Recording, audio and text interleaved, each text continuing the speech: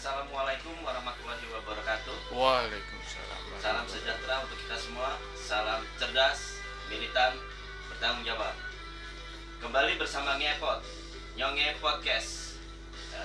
Yang kali ini kita akan berbincang dengan salah satu narasumber. Tapi sebelumnya jangan lupa untuk teman-teman untuk share, komen, like, dan jangan lupa membunyikan tanda lonceng yang di samping itu supaya teman-teman dapat mengikuti perkembangan dari video-video kami selanjutnya. Oke, langsung saja kita langsung ke narasumber. Hari ini kita kedatangan senior saya, Bapak Joko Waluyo. Kita persilakan untuk memperkenalkan diri.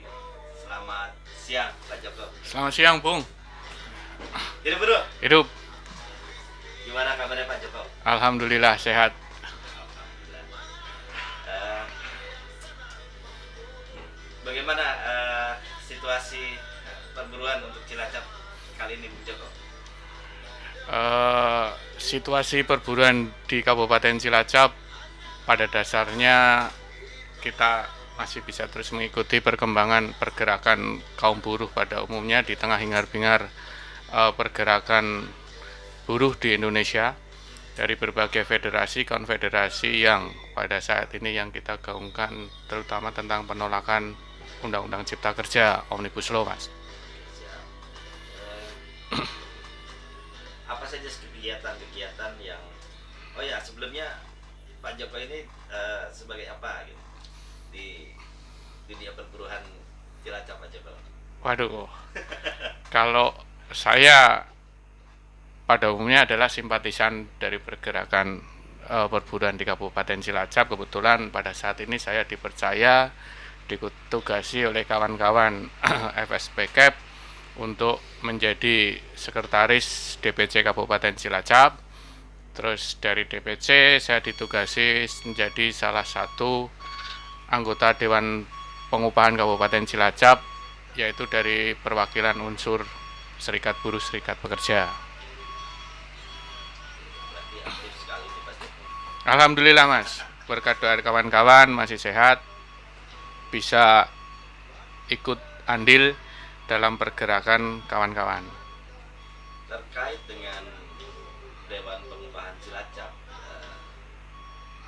sekarang ini apa yang sedang in atau sedang update di Dewan Pengupahan Cilacap, Pak Joko? Kalau di Dewan Pengupahan Kabupaten Cilacap sendiri itu masih vakum, Mas. Artinya begini, sebenarnya kalau di dalam aturan Parmen itu tentang Dewan Pengupahan, tugas pokok Dewan Pengupahan itu sebenarnya kan bukan untuk merekomendasikan atau mengusulkan upah minimum kabupaten saja. Tetapi tugas pokoknya adalah di situ menyusun, merancang sistem pengupahan pada daerah tersebut, yaitu daerah Kabupaten Cilacap. Nah, di dalam melaksanakan tugasnya, jika perlu Dewan Pengupahan itu sebenarnya harus membuat sebuah komisi yang diperlukan jika diperlukan untuk melaksanakan tugasnya.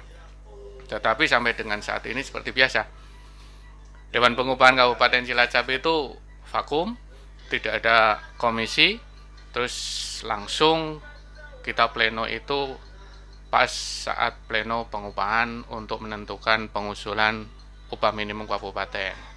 Tetapi dengan adanya regulasi yang baru tentang Cipta Kerja, tentang PP 36, tentang pengupahan, tentang penetapan UMK yang sama-sama kaum buruh tolak, seolah-olah posisi Dewan Pengupahan itu hanya menyaksikan, menandatangani, itu saja. Tetapi di luar itu tidak memutus semangat kawan-kawan di luar Dewan Pengupahan, terutama DPC FSPCAP Kabupaten Cilacap. Kita dalam intinya tetap konsisten menolak PP 36 dan Omnibus Law tersebut. Kita tetap berusaha untuk mengajukan konsep-konsep yang akan insya Allah nanti bulan Juli kita ajukan kepada Bupati. Di rencana audiensi pertama ini kita baru istilahnya itu presentasi menggambarkan kondisi pengupahan di Kabupaten Cilacap, di mana dengan adanya Undang-Undang Cipta Kerja ini yang sebelumnya dalam menentukan UMK itu menggunakan PP 78, yaitu berdasarkan inflasi dan pertumbuhan ekonomi. Rata-rata kenaikan itu bisa di angka 7, 8 sampai 10%. Tetapi kemarin itu hanya kenaikan 0,08%, atau kalau dirupiahkan itu menjadi 1.800. Istilah kawan-kawan itu kita bisa masuk toilet tetapi tidak bisa keluar toilet karena kurang untuk membayar toilet. Nah, berhubungan dengan tersebut, tentu saja kita dalam menyusun konsep itu tidak serta-merta kita menyusun. Kita tetap melakukan metode analisa secara ilmiah. Analisa kita itu diantara yang pertama adalah kita merujuk kepada tingkat inflasi. Kita sepakat bahwa inflasi itu sama dengan, atau bahasa lainnya adalah kenaikan barang-barang kebutuhan pokok yang harus ditanggung oleh masyarakat dan pekerja pada khususnya. Nah, kami mendapatkan data yang bersumber dari BPS bahwa di Cilacap itu dari bulan Januari sampai Mei 2022 terjadi inflasi terus.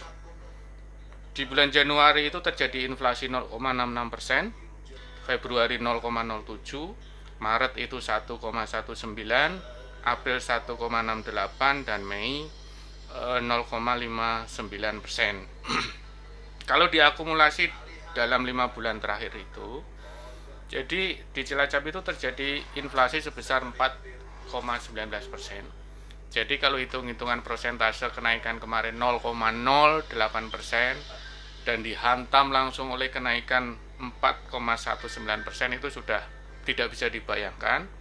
Daya beli para pekerja di kabupaten itu sudah tidak lagi dikatakan tergerus, tetapi sudah stuck atau minus sekali, Mas. Nah, kebetulan dari catatan ini, di bulan Maret dan April itu Kabupaten Cilacap itu mengalami kenaikan inflasi tertinggi di Jawa Tengah. Selama 2 bulan berturut-turut itu Kabupaten Cilacap itu leading dalam inflasi. Dan semua dalam 5 bulan tersebut rata-rata inflasi Cilacap itu lebih tinggi daripada inflasi nasional. Kalau nasional itu 0, semua, tetapi di Cilacap itu hingga 1 sampai 1,6 itu yang tertinggi, Mas. Itu tinjauan pertama. Terus akibat hal tersebut dengan adanya inflasi yang terlalu tinggi, tentu saja akan mempengaruhi pola hidup serta pola kerja para buruh Kabupaten Cilacap. Kalau dilihat dari pola hidup, banyak orang mengatakan bahwa dengan UMK 2.230.000 saja buruh Cilacap bisa hidup gitu kan. Padahal inflasinya 4,19%. Itu logikanya dari mana gitu ya. Pertanyaan itu betul. Tetapi ketika kita telusuri, kenapa masyarakat buruh Kabupaten Cilacap itu bisa hidup dengan kenaikan 0,8%, tetapi inflasi 4,19% bisa hidup. Itu karena buruh itu dianugerahi sebuah semangat yang lebih. Artinya ketika mereka bekerja secara normal itu adalah 8 jam sehari, mereka tidak berhenti 8 jam sehari, tetapi mereka melanjutkan pekerjaan mereka setelah 8 itu. Artinya apa? Di sini para buruh itu mengalami yang namanya overwork atau kelebihan kerja. Tetapi betul overwork. Bukan. Jadi resiko dari overwork itu adalah buruh itu tidak lagi menjadi manusia normal yang 8 jam harus bekerja, 8 jam harus beristirahat, dan 8 jam itu harus bermasyarakat dan berrekreasi bersama keluarga. Tetapi untuk menutupi biaya hidup mereka harus mengabaikan hal tersebut. Tentu saja itu akan beresiko terhadap kesehatan, terhadap kehidupan bermasyarakat dan sebagainya. Nah, itu tentang pola kehidupan serta pola kerja buruh Kabupaten Cilacap. berarti dengan adanya inflasi itu Pak Joko sangat sangat berpengaruh sekali dengan daya beli kalau boleh kita katakan. Bagaimana kira-kira teman-teman berkonsep untuk bisa mengembalikan itu ke daya belinya buruh masyarakat sebenarnya? Ya, terima kasih Bung. Jadi konsep kita selain kita menggambarkan kondisi real yang dialami oleh masyarakat pekerja Kabupaten Cilacap yang seperti saya paparkan tadi, kita juga ingin mengajukan bahwa sejak adanya putusan MK nomor 91 garing PU strip Romawi 17 tahun 2022 yang menyatakan bahwa Undang-Undang Cipta Kerja ini inkonstitusional bersyarat. Di situ dalam amar putusannya yang terdapat di dalam amar putusan nomor 7 menyatakan bahwa untuk menangguhkan selama 2 tahun ke depan segala tindakan yang bersifat strategis dan berdampak luas serta tidak dibenarkan pula menerbitkan peraturan pelaksanaan yang berkaitan dengan Undang-Undang Cipta Kerja tersebut. Nah, karena UMK ini berdampak luas bagi pekerja, artinya bagi masyarakat luas, kami menghimbau kepada Bupati bahwa dalam penetapan atau pengusulan upah minimum Kabupaten Cilacap tahun 2023 besok itu mengabaikan PP 36 tapi kembali ke peraturan sebelumnya yaitu minimal menggunakan PP 78 tentang pengupahan, di mana kembalikan bahwa kenaikan UMK itu berdasarkan pertumbuhan ekonomi dan inflasi, jadi plus Mas. Artinya kalau kita mengacu pada rumus tersebut, kira-kira nanti ada kenaikan UMK bahwa di Kabupaten Cilacap itu akan terjadi kenaikan. Kalau lihat data yang sudah ada itu ada sekitar 9% dari kenaikannya. Tetapi mungkin itu juga akan berbenturan dengan regulasi, karena sejak terbitnya Undang-Undang Cipta Kerja itu aturan turunan dari Undang-Undang Nomor 13 Tahun 2003 kan dicabut. Nah, selama istilahnya ada kekosongan peraturan ini, kita mendorong Bupati itu untuk mengedepankan kearifan lokal, di mana di sini diperlukan keberanian kebijakan dari pimpinan daerah untuk mensejahterakan masyarakatnya. Tentu saja dengan pertimbangan-pertimbangan dan fakta-fakta yang terjadi di dalam masyarakat.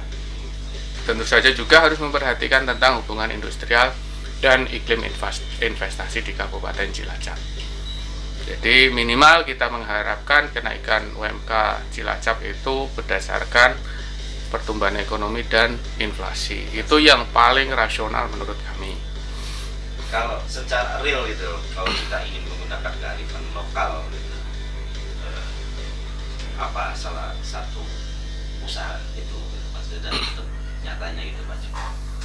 Iya, kita tetap melakukan tadi, kita bicara data, istilahnya kita bicara melalui data yang dikeluarkan oleh BPS. Selain itu kita juga akan melakukan survei harga-harga kebutuhan pokok tentang KHL tersebut, Pak. Nanti kita kira-kira berapa nominalnya. Jadi di situ akan terlihat berapa sih daya beli buruh yang harus ditanggung, ya secara realnya berapa.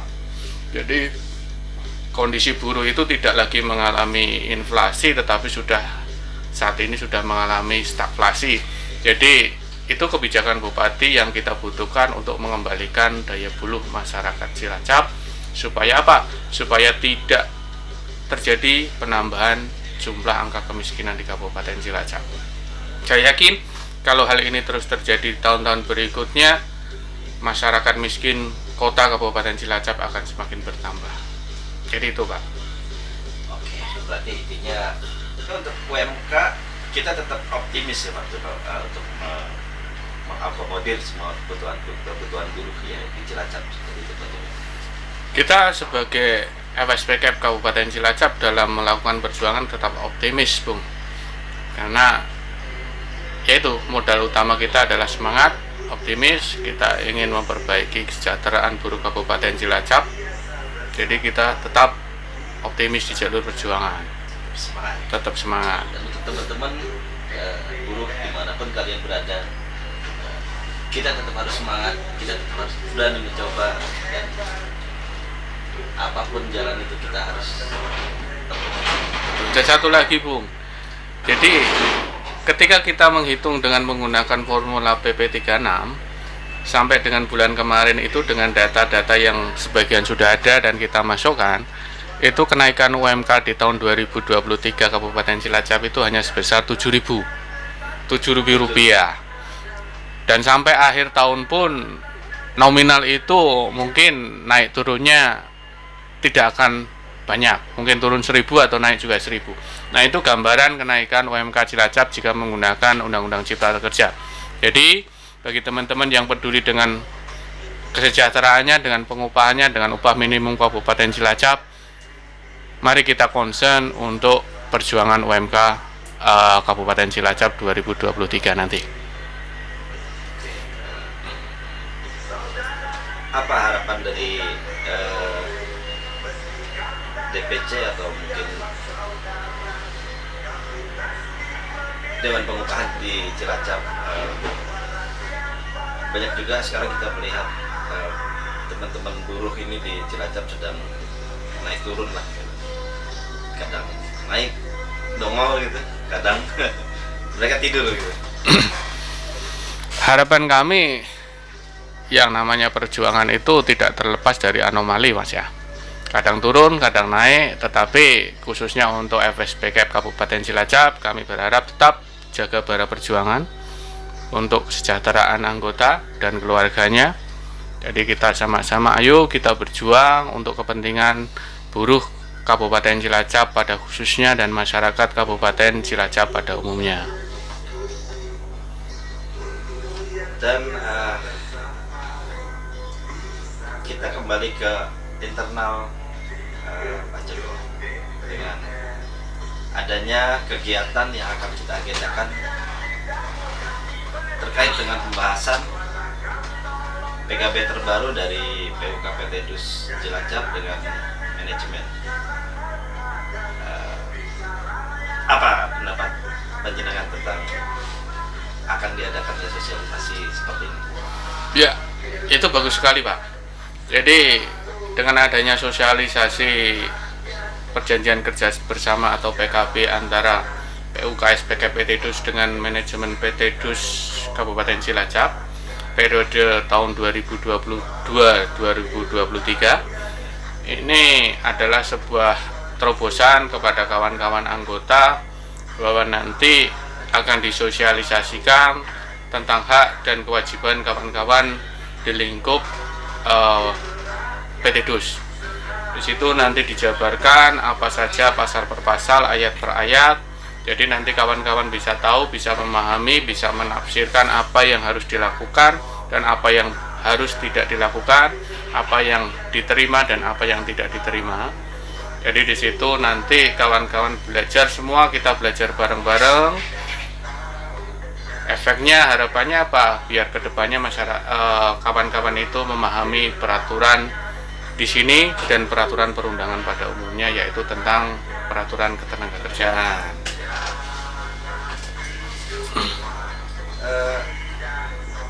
Terkait dengan agenda tersebut, kira-kira apa sih Pak Joko yang diperlukan teman-teman ini untuk katakanlah bisa menerima materi yang akan mungkin disosialisasikan? Jadi kalau yang diperlukan tentang penerimaan materi itu artinya kita bicara komunikasi ya Bung ya. Komunikasi itu pastinya dua arah biar terjadi kesinambungan. Artinya antara pembicara dan audiens itu sama-sama memahami apa yang disampaikan. Pemateri atau narasumbernya juga diperlukan seseorang atau beberapa orang yang istilahnya dalam penyampaian materinya itu bisa dengan mudah diterima oleh kawan-kawan anggota besok. Jadi itu saja yang diperlukan, komunikasi yang baik, komunikasi dua arah tentu saja. Oke, banyak dari teman-teman ini mengharapkan adanya tunjangan-tunjangan yang terbaru yang tentunya ada di PKB, seperti yang akan dijelaskan besok gitu, hari Minggu.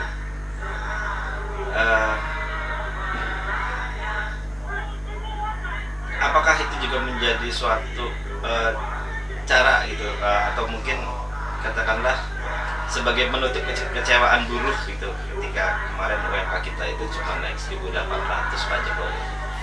Ya, itu salah satu keuntungan ketika kita mempunyai PKB. Artinya kita bisa di atas normatif, di atas aturan ketenaga kerjaan yang minimal. Di situ seharusnya ada tunjangan-tunjangan dan sebagainya yang menambah penghasilan para pekerja. Nah, jadi kebetulan PKB kita itu cukup bagus, tapi belum bagus, tapi cukup bagus. Kalau sudah bagus kan artinya kita sudah puas. Kalau kita puas itu artinya terjadi kemunduran gitu. Ya, alhamdulillah di situ dalam pengupahan terutama kita punya sisi lain, di samping hanya kenaikan UMK kita punya kenaikan yang lain yang di situ bisa menolong daya beli kawan-kawan. Bicara masalah tunjangan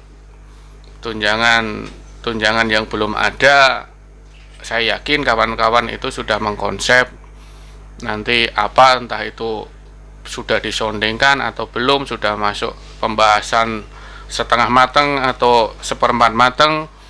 Pasti saya yakin kawan-kawan itu berusaha dengan sekuat tenaga untuk memperjuangkan kesejahteraan kawan-kawan. Tentang masalah hasil, kembali lagi, hasil itu tidak bisa kita tentukan di awal, tetapi nanti hasilnya seperti apa, kembali lagi kita dalam perjuangan tetap optimis. Walaupun dalam PKB ini ada beberapa tunjangan yang kawan-kawan harapkan sebelumnya belum goal, tetapi insya Allah di tahun-tahun berikutnya akan terwujud. Sebenarnya banyak sih yang masih kita mau tanyakan terkait UMK nih, Pak Joko dan PKB. Tapi kita juga masih belum dapat clue gitu dari tim dari manajemen.